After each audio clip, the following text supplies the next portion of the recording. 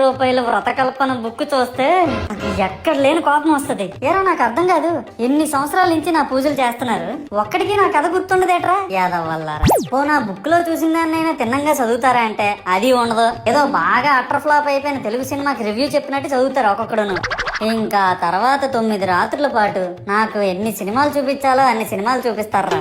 ఇందులో funny part ఏంటంటే నేను ఎన్ని బ్యాచ్లను చూస్తాను తెలుసా. ప్రతి వీధి పందిరి దగ్గరికి తిరుగుతూ నా విగ్రహాలకు రివ్యూ ఇచ్చే బ్యాచ్ ఒకటి, ప్రసాదాల కోసం ప్రతి పందిరి దగ్గరికి తిరిగే బ్యాచ్ ఇంకొకటి. ఇంకా దరిద్రం ఏంటంటే నాకు కొట్టిన కొబ్బరికాయలు ఏమైనా మిగిలిపోయేమో వాటిని తీసుకెళ్లి పచ్చడి చేసుకుందాం అనే బ్యాచ్ ఒకటి.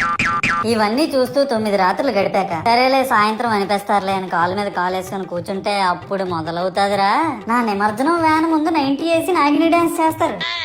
అంటే నాకు అర్థం కాదు, 9 రోజులు వాళ్ళతో కలిసి ఉన్నానని నన్ను కూడా వాళ్ళ ఫ్రెండ్ లా ట్రీట్ చేస్తారా ఏంటి? అబ్బా అబ్బా అబ్బా అబ్బా, మునిగినంత వరకు మనశ్శాంతి ఉండదురా బాబు నాకు.